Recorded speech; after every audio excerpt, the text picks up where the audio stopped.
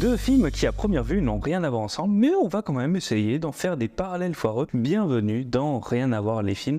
Pour cette première émission, on va parler d'un des plus grands films du cinéma japonais, Harakiri de Masaki Kobayashi, sorti en 1962, et on va le comparer avec l'une des meilleures adaptations de comics des années 2000, Watchmen de Zack Snyder, sorti en salle en 2009. Deux de mes films préférés, mais qui n'ont absolument rien à voir, ou pas. C'est ce qu'on va essayer de voir. Pour cette première émission, je suis accompagné de Benjamin. Ça va, Benjamin ? Ça va très bien, je suis très content d'être là pour cette première, ce pilote. Alors Benjamin, dis-moi, c'est quoi ton premier souvenir, ta première rencontre finalement avec le cinéma japonais ? Mais je pense que comme plein d'enfants, c'est avec un film de Miyazaki, et en l'occurrence, c'était Mon voisin Totoro. Ah ouais. Parce que je pense qu'il y a très peu de gamins de 7 ans qui regardent du Kurosawa dès l'enfance. Je déconseille, effectivement. Si je compte pas Naruto, c'est Totoro. Et aujourd'hui, t'en es où de ton cinéma japonais ? Alors les Ghibli, je suis pas trop, genre j'ai dû en voir 2 ou 3.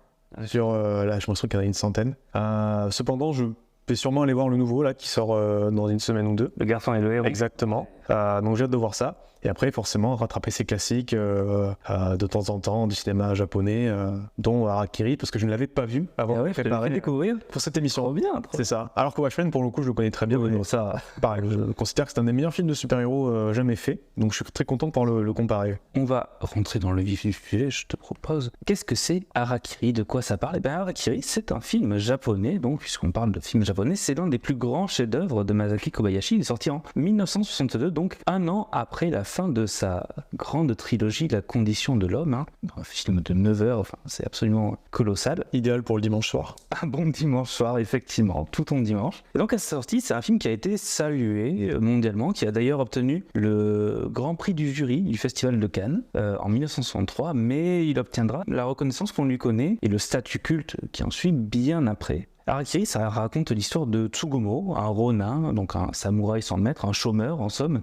qui vient se présenter au clan Lee pour faire son harakiri, un suicide devant la cour. Et au fil du film, on découvre les vraies raisons de la venue de Tsugumo, notamment le fait de venger la mort de son fils adoptif. Et c'est vraiment un film qui regroupe les thématiques principales du cinéma de Kobayashi, notamment la résistance à un pouvoir établi. D'ailleurs, Kobayashi reconnaît lui-même avoir toujours défié l'autorité. Donc Benjamin, est-ce que selon toi, Watchmen, puisqu'on va le comparer avec ce film, est-ce que c'est un film qui défie l'autorité ? Eh bien, tout d'abord, oui, parce que Watchmen, avant d'en parler un peu plus, c'est un film qui défie son créateur de base, parce que Watchmen est évidemment adapté du comic books du même nom, créé par Alan Moore. Alan Moore qui est réputé pour ne pas vouloir voir ses œuvres adaptées au cinéma. Alors des fois, il n'y a pas trop le choix parce que les droits appartiennent aux éditeurs aussi, mais il est fermement contre toute adaptation et surprise, il n'a pas aimé Watchmen. Et c'est peu dire. Surprenant. C'est peu dire. D'ailleurs, donc, j'en avais parlé un petit peu juste avant, les producteurs du film ont acquis les droits avant même la sortie du comic books et ils ont voulu confier la réalisation à un certain Terry Gilliam. Ah oui. Eh oui, Terry Gilliam, donc le Monty Python, le réalisateur de Sacré Graal, de Brasil, de Las Vegas Parano. Et donc, il devait y avoir au casting, je vais quand même te sortir le casting, il devait y avoir Kevin Costner dans le rôle du hibou, Robin Williams dans le rôle de Rorschach. J'aime beaucoup Robin Williams, je le vois pas. Surtout quand on voit la version du film de 2009. Ouais, c'est forcément, même le comics. Oui, ouais, je veux dire, voir Robin Williams jouer un gros facho vénère, pourquoi pas, mais...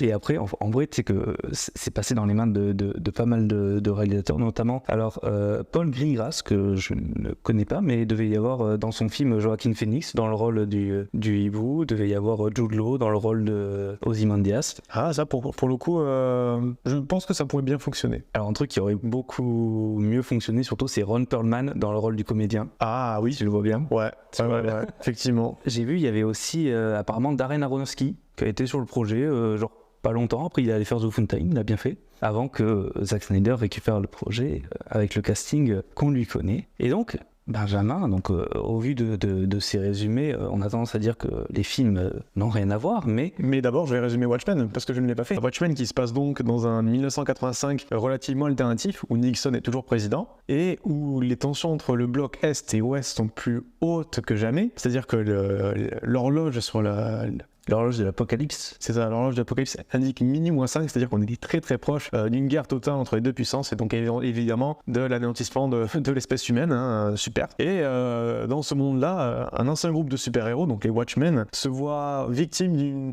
sorte de complot quand un de ses membres se fait assassiner au tout début du film. Et du coup, le but c'est de savoir qui, pourquoi comment et surtout, qu'est-ce que ça raconte? Et donc, justement, Benjamin, selon toi, en quoi ces deux films, Harakiri et Watchmen, se ressemblent-ils? Alors, ce que j'en ai tiré en voyant Harakiri, parce que forcément Watchmen je l'avais déjà en tête, je l'avais vu quelques fois, c'est des films qui défient l'autorité en fait. C'est qu'est-ce que l'autorité, et surtout, une fois qu'elle est désuète, qu'elle est oppressante, qu'est-ce qui reste en fait? Les dogmes, les règles, qui des fois n'ont plus de sens, sont dénuées, et des fois le mensonge est un peu la seule façon de maintenir la maison debout, mais au final c'est qu'un château de cartes. Alors j'ai commencer par parler de Watchmen, hein, forcément. Bien sûr. Voilà, où forcément le premier héros, entre guillemets, parce qu'il y en a très peu qui sont vraiment héroïques dans cette équipe-là, le comédien qui se fait tuer en tout début de film. Et du coup, via certains flashbacks, certaines révélations, on comprend que c'est Ozymandias qui l'a tué. Ozymandias qui est un des membres de l'équipe aussi. Ozymandias qui a pour but d'arrêter la guerre froide entre les deux puissances, entre les États-Unis et l'Union soviétique. Et en fait, il a pour but de faire de Dr Manhattan, donc un être tout puissant, ou presque tout puissant, un ennemi commun en simulant un attentat de sa part. Et du coup, de sorte à rallier les deux blocs, que la guerre froide se finisse. Cependant, ce n'est qu'un mensonge. Et tout le dilemme de nos personnages à la fin, c'est quel prix a le mensonge? Est-ce qu'on peut est-ce qu'on peut accepter un tel mensonge, surtout au prix de vie humaine, si c'est pour le bien commun, pour le bien du plus grand nombre, pardon. Est-ce que c'est moral ou pas? Et effectivement, chaque personnage a un peu son opinion sur la question, et notamment Rorschach, donc on l'a dit, c'est un extrémiste limite facho, effectivement, qui... Pas que limite, mais... pas que limite, effectivement, mais qui est prêt justement à mourir, et qui va mourir pour ses idées. Et justement, en voyant les films, je me suis rendu compte que le personnage de Tsugumo dans Harakiri et le personnage de Rorschach sont pas si éloignés dans leur côté, jusqu'au boutiste. Dans leur côté, on arrive avec une idée en tête, donc Tsugumo, en l'occurrence, on découvre pendant tout le film qu'il vient pour venger la mort de son fils adoptif, son fils adoptif qui est venu faire son harakiri dans ce temple du clan Lee, mais qui avant avait vendu ses sabres, et donc il s'est retrouvé avec des sabres en bois. Il devait s'ouvrir le ventre donc en forme de croix, donc la manière noble, on va dire, de faire son harakiri. Et c'est une scène qui est assez douloureuse dans le film, parce qu'évidemment c'est pas le même enfant. Exactement, et donc il se fait mal. Ouais, en fait il se fait mal, mais surtout il se fait humilier par les gardes du temple, et en fait c'est vraiment, ce film est une quête de vengeance, et c'est vraiment ce qu'on retrouve dans Watchmen aussi, c'est une quête de vengeance, c'est-à-dire qu'au début du film le comédien se fait assassiner, et Rorschach va enquêter, va vouloir se venger, il va vouloir tuer Ozymandias, il va vouloir se venger en fait complètement. Même s'il y a une petite différence, c'est que Rorschach il ne compte pas mourir, en tout cas au début. Il se rend compte que c'est un peu sans issue vers la fin. Exactement. Alors que le personnage principal de Harakiri, lui, il y va. Il sait d'avance qu'il ne ressortira pas vivant. Mais c'est ce qu'il dit, c'est totalement ce qu'il dit dans le film. C'est à un moment donné, quand l'intendant commence à douter des intentions de Tsugumo, Tsugumo le rassure, il dit: je suis venu dans ce temple pour mourir. Il ne précise pas forcément de quelle manière. Exactement. Voilà. Évidemment, cependant, je vais essayer d'en tuer quelques-uns juste avant. Et d'ailleurs, il y a un parallèle qui est assez fort, je trouve, dans l'attitude de Tsugumo quand on commence à comprendre son plan. C'est vraiment la même scène que dans Watchmen, dans la prison, quand Rorschach dit aux autres prisonniers: je ne suis pas enfermé avec vous, c'est vous qui êtes enfermé avec moi, on va en découdre, tu vois. Incroyable punchline. Incroyable évidemment. punchline, évidemment, mais qui, bon, si on compare à Harakiri, comparons ce qui est comparable, effectivement, beaucoup moins subtil. Non. Voilà, on y va avec des gros sabots, on balance de l'huile de friture bouillante sur la tête d'un mec. L'autre, c'est vraiment, on a 1h30 de construction de film pour en arriver à ce dénouement. Parce qu'évidemment, c'est un film de Zack Snyder, et bon, même si j'aime bien ce qu'il fait, il faut reconnaître que c'est pas le plus subtil des réalisateurs non plus. C'est pas le plus subtil. Voilà. Mais il le compense par d'autres aspects, notamment sa mise en image, sa mise en scène qui est toutefois la plupart du temps très réussie. Est-ce que tu peux nous en dire plus, justement? Justement, moi au début je pensais que tu allais rapprocher la scène dans la prison, et que tu n'avais pas parlé de celle-là, mais de la scène où il se bat contre les policiers dans son appartement, dans son immeuble. Tout à fait. Où ils ont du coup Tsugumo et Rorschach ont la même énergie un peu de chien acculé en fait, qui se débattra avec tout ce qu'il a à portée de main. C'est ça. Non, voilà. Je pensais que tu allais parler de ça, mais au final les deux, c'est vrai que ça fonctionne aussi. Par rapport à la mise en scène de Zack Snyder, elle est très comic book. Forcément, hein, par rapport au matériau d'origine, mais surtout il aime bien jouer avec les couleurs, même si des fois c'est une critique facile de dire que Zack Snyder c'est désaturé, etc. C'est des ralentis. Et les ralentis, il aime bien les ralentis, il y en a plein dans Watchmen, mais bon, ça sert à l'iconisation, c'est efficace. Et ça m'a pas paru aussi lourd que ça pourrait l'être dans d'autres films du genre, de ce réalisateur. Je trouve qu'ils sont relativement bien utilisés, surtout pour des moments dramatiques où vraiment on cherche à appuyer, souvent à avoir un flashback. Bon, c'est la mise en scène, c'est un tic efficace, hein, simple mais efficace. Et c'est un trope du genre. Voilà. Et Watchmen, bon, le film est forcément avec les années devenu culte et devenu très réputé, que ce soit en tant que film de super-héros ou même en tant que film tout court. Mais la scène d'intro, elle est très efficace. Alors, on est tout de suite dans l'action, surtout avec Jeffrey Dean Morgan, donc, que vous connaissez sûrement par avoir joué Negan dans Walking Dead ou qui a fait un passage dans Grey's Anatomy. Qui joue Thomas Wayne. Et qui joue Thomas Wayne dans Batman vs Superman. Exactement. Voilà, on se dit, il va être dans le film, surtout que sur l'affiche, on le voit avec les autres Watchmen. Non, il meurt dès le début. Et on le voit déjà vieux, cassé. Bon, il se voit quand même très bien. Oh, il casse quand même un mur avec un poing. Voilà, pratiquement, j'irais pas l'emmerder. Non, effectivement. Et c'est très intéressant, voilà, ça... Le symbole, quand on pense à Watchmen, on pense au badge smiley avec la tache de sang dessus. Snyder l'a très bien compris. Voilà, c'est iconisé. On se souvient, voilà, c'est très facile de se souvenir de ce film parce qu'il y a énormément de plans qui reviennent en tête. Alors des fois, c'est de plus ou moins de bon ou de mauvais goût. Des fois, c'est un peu grand guignol, mais pour Marc, ça aurait pu l'être encore plus parce que je me demande si à la fin. Ce qui était prévu dans les autres films à avorter Watchmen, s'ils auraient mis les tentacules, enfin les poulpes. Le poulpe géant. Exactement. Alors figure-toi que ça n'a jamais été prévu. En fait, dans le premier script qui avait été écrit, Ozymandias devait préparer une machine à remonter dans le temps pour empêcher la venue au monde du Dr Manhattan. Et donc empêcher les États-Unis de gagner la guerre du Vietnam. Et en fait, on serait juste arrivé dans le monde dans lequel on vit et ça n'a jamais été prévu d'avoir un poulpe géant qui détruit New York, effectivement. Mais beaucoup, le coup du voyage dans le temps, alors je pense que c'était plus simple de faire ça à l'époque que de faire soit ce qui est dans le parler des années 80. Voilà, ouais. Je pense que c'était plus facile de faire ça dans les années 80 qu'un poulpe géant ou des explosions d'envergure. Détruire New York, hein, on voit clairement la destruction. Je pense qu'on en a plus de budget parce que je pense qu'à l'époque ils auraient pas mis autant de budget dans un film de super-héros. Non. Parce que Watchmen il a coûté quelque chose comme 200 millions. Ouais, non, on était plus sur un budget de 10, hein. Voilà. Ou 50, ou... Enfin... à un moment donné, tu as parlé d'iconisation. Oui. Justement. Et en vrai, dans Harakiri, c'est ce qu'on retrouve, je trouve, notamment dans la scène de duel. Grand duel qui arrive, d'ailleurs, j'ai noté, donc c'est le premier vrai combat du film qui arrive à 1h54 de film. Voilà. C'est-à-dire que tu as toute l'introduction pour arriver à ce moment incroyable d'un duel. Bref. Pour un film de 2h15. Pour un film de 2h15. Effectivement, Harakiri n'est pas du tout un film d'action, contrairement à Watchmen, effectivement, puisque les films de films n'ont rien à voir à la base, on le rappelle. Pour autant, c'est pas un reproche, parce que Harakiri, il y a non, mais on pourrait penser ça, mais quand on le dit, mais Harakiri, il y a un travail de tension, de build-up. Tout au long du film, on en reparlera un peu plus quand on parlera de la mise en scène du film, mais qui fait que voilà, ce duel est plus ou moins le véritable climax du film. En termes d'intensité, même si après il y a évidemment tout le combat final avec la mort de Tsugumo, qui forcément est plus, je dirais pas pathétique, mais nous parle plus en pitié pour le personnage, voilà. C'est vraiment, il est seul face à une foule absolument immense de samouraïs confirmés, tu vois, et du coup, il est complètement acculé, et il se bat comme en Rorschach avec ce qu'il a sous la main. Il donne des coups de sabre comme il peut, c'est un combat finalement qui est très réaliste, le réalisme qu'on retrouve pas beaucoup dans Watchmen au niveau des combats, à part dans cette scène justement où il quitte l'appartement, où c'est vraiment un peu plus froid. Et pourtant, il utilise un lance-flamme. Effectivement.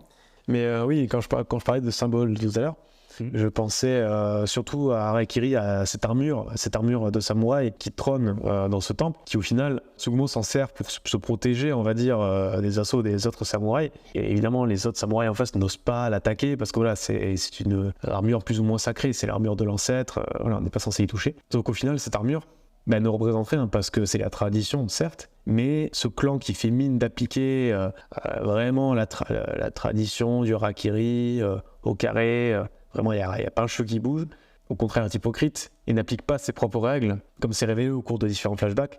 Tsugumo a vengé la mort des assassins de son gendre en coupant les chignon de différents samouraïs qui, voilà, dans la philosophie samouraï, perdre son chignon est autant un déshonneur que d'être vaincu, tout simplement. On leur ordonne de se faire harakiri. Sauf que dans la cérémonie du harakiri, il est possible d'avoir quelqu'un qui t'assiste, c'est-à-dire que pendant que toi tu t'ouvres le bide, quelqu'un peut te décapiter au moment où tu vas mourir, voilà, pour abréger tes souffrances. Et c'est vachement sympa quand même. Hein. Voilà, les traditions. Et évidemment, Tsugu, qui lui est au courant que ces gens-là ne sont pas morts et qu'ils ont perdu toute leur dignité, tout leur honneur, les appelle pour qu'ils puissent l'aider à séparer sa tête de son corps. Et bizarrement, ils sont malades. L'acteur qui joue Tsukumo, il a cette expression à chaque fois, il fait son oh, oh. Et je le trouve d'une justesse, tu sais, d'un flegme. Oui. C'est d'un flegme, alors que quand on revoit le film une deuxième fois, on comprend tout ce qui se joue derrière le plan qu'il a préparé, assez machiavélique, il faut le dire. C'est presque il cache ses émotions derrière un masque, alors pas un masque au sens propre comme dans un film de super-héros, mais derrière un masque de flegme ouais. assez majestueux. Et justement, je trouve que ce qui est intéressant dans Harakiri, c'est qu'il cache beaucoup plus ses émotions que ne le ferait Rorschach, par exemple. Parce qu'on le compare beaucoup avec Rorschach, je trouve que les personnages ont beaucoup de parallèles, mais Rorschach, on devine tout le temps ses émotions, sa panique, tout ça, alors que son masque est censé le dissimuler, tu vois. Et je trouve ça intéressant, c'est ce qu'il essaye de faire. On pourrait même dire que la mise en scène d'Harakiri dissimule un peu les émotions, quelque part. Ouais. Parce que la réalisation, pendant une bonne partie du film, est évidemment très soignée, très choisie, très calculée, mais relativement stable, fixe. C'est-à-dire que la plupart on est quasiment au huis clos pendant ce film, à part pour les scènes de flashback, de duel. Et il y a toute cette scène où forcément, Tsugumo vient visiter le temple, demande à l'intendant de faire Harakiri. On a le flashback sur son gendre qui vient demander la même chose, et à chaque fois, c'est plus ou moins les mêmes plans sur les temples, avec des bonnes lignes de fuite, mais voilà, c'est vraiment très formel, plan large, plan resserré, plan large, plan resserré. Il y a une certaine, voilà, c'est quand même très strict et ça renforce le côté, voilà, vraiment carré, des codes samouraï.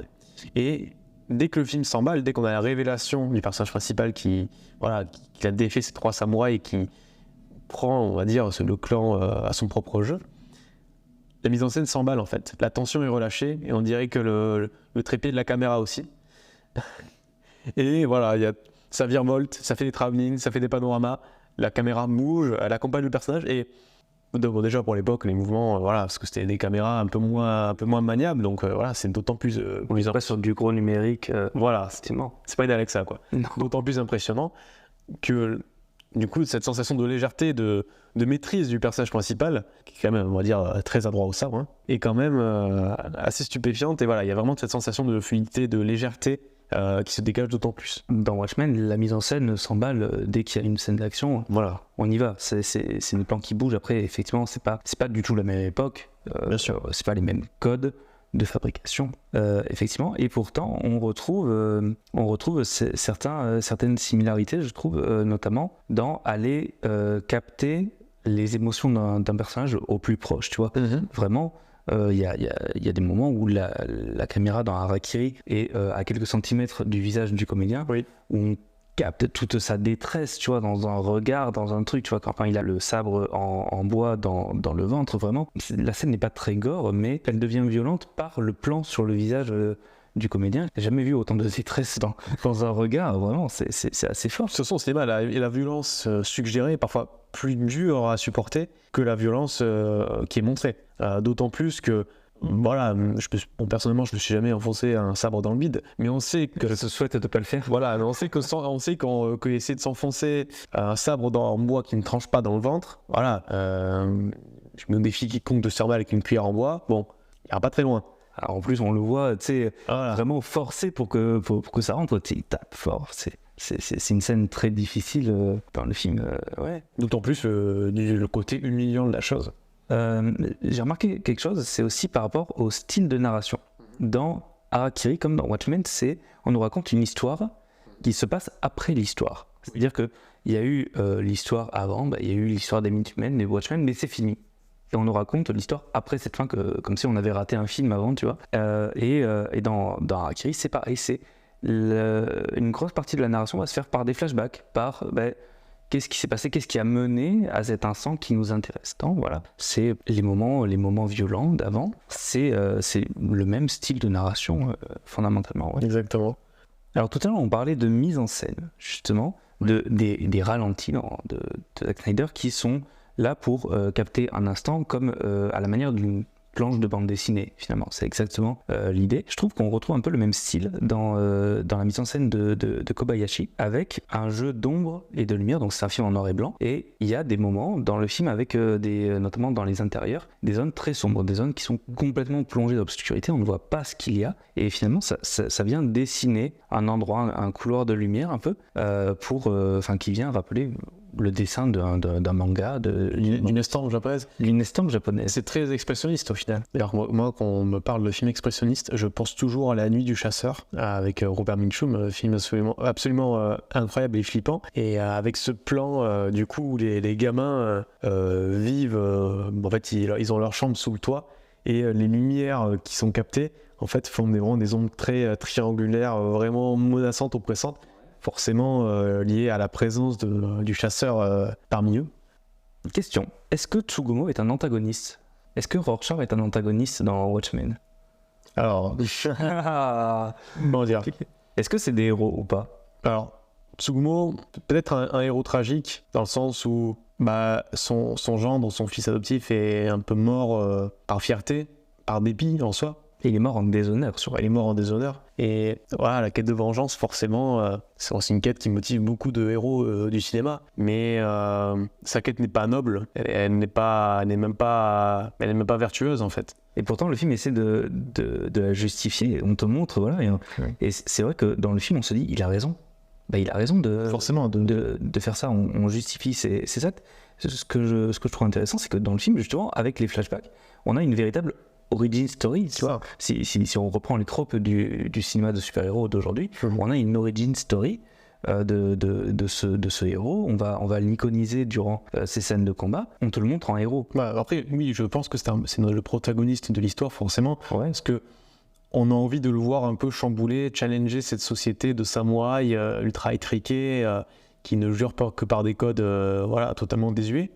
Donc, là, pour le coup, oui. Après, Watchmen, c'est compliqué, en fait, parce que tu pourrais dire que le hibou est le protagoniste, ou Spectre Soyeux, parce que ce sont vraiment des personnages qui, eux, essaient de faire le bien.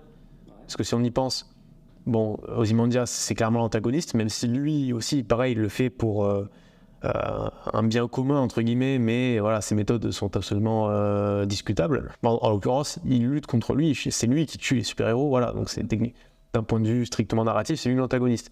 Le comédien, il est mort, et c'est pas non plus un enfant de cœur. Et le docteur Manhattan, il a ce côté neutre, qui est distant de tout, même si, au final, il intervient quand même, et c'est crucial. C'est lui qui tue Rorschach et qui l'empêche de dévoiler la vérité. Rorschach, lui, je dirais pas que c'est le protagoniste, en fait, parce que même s'il veut stopper Ozymandias, sa vision du monde est trop, radical. Est trop radicale, en fait. C'est-à-dire que j'en étais pas rendu compte forcément la première fois que je l'ai vu, parce que j'étais relativement jeune, mais quand t'entends son premier monologue, quand il arrive sur la scène de crime, donc c'est dans l'appartement où est mort le comédien, tout son discours, où il rejette cette société décadente selon lui, et comment dire que... Il n'a pas tort d'un point de vue, quand on voit l'époque dans laquelle il vit, c'est pas glorieux non plus. Bien sûr, mais il catalogue très vite tout le monde, tous ceux qui ne sont pas de son point de vue, bien évidemment. Voilà, c'est ça qui est assez... c'est là où il est radical, en fait. Il n'essaie pas de changer le monde, en fait. C'est juste un justicier, qui intervient comme ci, comme ça, mais il n'a pas pour but de sauver le monde ou de changer fondamentalement les choses, quoi. Et pourtant, la narration du film passe par lui. C'est son journal qu'on suit en voix off. D'ailleurs, Harakiri commence par une voix off d'un journal. Voilà. Exactement. Petit parallèle intéressant. Et c'est lui qui est le moteur de l'histoire. C'est lui qui va chercher à reconstituer l'équipe. C'est lui qui va chercher à enquêter. C'est lui qui va fouiller l'appartement. C'est lui le moteur. Et je trouve que par plusieurs instants, le film cherche à justifier ses actes, notamment en l'iconisant énormément, effectivement. Ça fera un peu bander les ados de 14 ans edgy avec des t-shirts du Punisher, mais... mais oui, c'est chiant. D'ailleurs, petit quiz. Avant de révéler le visage de Rorschach, on le voit apparaître dans le film combien de fois ? Alors, je ne saurais pas te dire le nombre exact, parce que si on compte les fois où on le voit vraiment, que la caméra se concentre sur lui... c'est une fois. Voilà, je me le disais une fois ou deux. Et je me souviens l'avoir vu une fois, donc dans une scène où le hibou et Spectre Soyeux sont au restaurant, un plan de l'extérieur où on voit la vitrine, des passants qui passent, et parmi ces passants, il y a Rorschach en tenue civile avec sa pancarte, avec sa fameuse pancarte. Voilà. Ben, on le voit à plusieurs reprises. Ben, déjà, on le voit dans la scène juste après le générique, on le voit dans la flaque de sang. Il vient marcher dans la flaque de sang où il fait un comédien est mort ce soir. D'accord. On le voit là. On le voit donc au restaurant, tu l'as mentionné. On le voit 2 fois au cimetière. Quand les personnages sortent de la voiture, il est juste il passe avec ça. Oui, c'est vrai, j'avais pas compté. Donc, au début de la scène, à la fin de la scène, on le voit. Il est dans la rue devant le journal aussi. Et c'est la dernière fois qu'on le voit avant de le voir où il dit clairement qu'il les observe. On le voit dans la rue devant un journal, le journal qui sert notamment dans la version longue de 3h30 du film. On le voit à ce moment-là, toujours avec sa pancarte, en train de dire que le monde... La fin est proche. Que la fin est proche et que le monde c'est de la merde. Non. Exactement. Pour finir sur les points communs, avant de passer à la partie suivante, je ne sais pas si tu as beaucoup de choses à rajouter encore, c'est quand même l'histoire de héros au chômage à la base. Le point de départ du film, c'est des héros au chômage. C'est un Ronin qui n'a plus d'attache, et c'est des héros qu'on a privés de leur masque. Certains seront convertis, et bon, ils ne sont pas forcément heureux avec leur vie, hein. Ça dépend lesquels, mais la plupart, il y a une sorte de nostalgie de cette époque-là, mais en même temps de regret, parce que c'était une époque quand même trouble, qu'il l'est toujours, mais le fait qu'ils y aient participé, notamment... que ce soit le comédien au Vietnam ou même le Dr Manhattan. D'ailleurs, petite anecdote, le drapeau américain, dans Watchmen, il a 51 étoiles. Ouais, parce qu'ils ont eu le Vietnam. Parce qu'ils ont eu le Vietnam, voilà. Et aussi, autre référence au travail de Zack Snyder, donc là, qui était, on va dire, plus ou moins une prédiction. Alors, je ne savais pas s'il avait déjà le poste sécurisé à ce moment-là, mais dans les scènes d'émeute où le comédien tire au fusil à pompe sur la foule, quel charmant type. Juste avant, parmi ces très réaliste, exactement. C'est pas du LBD, c'est du calibre 12 directement. Il y a comme un épouvantail à l'effigie de Superman qui est en train d'être brûlé. Tout à fait. Voilà, forcément. Il y a des refs. Après, il y a des refs à Batman plusieurs fois dans le film, notamment le premier hibou qui arrête l'assassin des parents de Bruce Wayne avant qu'il réussisse à assassiner. Effectivement, dans le générique, on le voit. On parlait ils ont vécu la guerre. Ces héros, c'est totalement ce qui est dans Harakiri. C'est l'époque Edo, c'est ça, qui intervient après la guerre. C'est pour ça qu'ils se retrouvent tous Ronin, sans seigneur, sans maître. Oui, leurs maîtres sont des seigneurs. C'est ça, voilà, tout à fait. Ils se retrouvent sans maître, sans seigneur, justement parce qu'il n'y a plus de guerre à mener. Donc ils sont tous chacun dans leur coin. Au niveau du film, on a totalement le même point de départ, avec une manière différente de le traiter. Surtout que c'est lié aux lois. C'est une loi au Japon qui a fait que la plupart des clans, des châteaux ont été dissous ou abandonnés, qui fait qu'il n'y avait plus de samouraïs.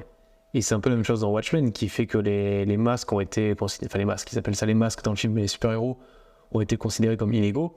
La preuve, le seul qui continue vraiment ses activités, c'est Rorschach, qui lui de toute façon est un marginal, complet, est un rebelle. Il file l'autorité, c'est exactement ça. Sinon tous sont reprochés. En tout cas, merci à tous d'avoir écouté cette première émission de Rien à voir les films. Pour la prochaine émission, Benjamin, est-ce que tu peux nous annoncer les films que tu as choisis ? Alors, c'est toujours évidemment sujet à changement, mais j'aimerais bien partir sur Rocky, donc le premier, et Shaun of the Dead de Edgar Wright. Ok, mais ça n'a rien à voir. Et ça n'a rien à voir, tout à fait. Donc, écoute, si je peux me permettre, très content de cette première émission, de ce pilote. Mais avec grand plaisir. En espérant, forcément là c'est un test, peut-être qu'on aura plus de choses à dire sur certains épisodes. Je sais pas combien de temps ça fait qu'on parle, mais j'en ai aucune idée. Peut-être ce sera plus long, évidemment si c'est pertinent, si c'est assez intéressant pour vous. Si on a des choses à dire. Et oui. Il y a toujours des choses à dire, on peut toujours meubler. En attendant cette prochaine émission, vous pouvez retrouver Harakiri sur Prime Video avec l'abonnement Univers Ciné et Watchmen sur Netflix et Paramount Plus en version cinéma, parce qu'on l'a pas mentionné, il y a beaucoup de versions, il y a 3 versions qui existent de ce film. Mais si vous voulez vous enquiller 3h30 de film avec un dessin animé en plein milieu, c'est ma version préférée. Et bien évidemment, les films sont disponibles en Blu-ray, en DVD, dans toutes les versions. Merci de nous avoir écoutés, on se retrouve très vite pour une nouvelle émission. Ciao, bye. Salut.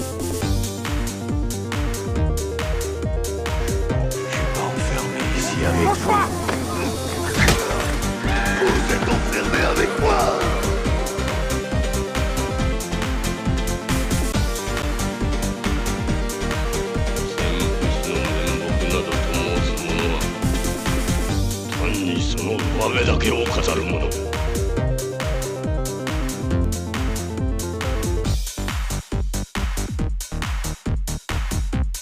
Mon visage! Rendez-moi mon visage!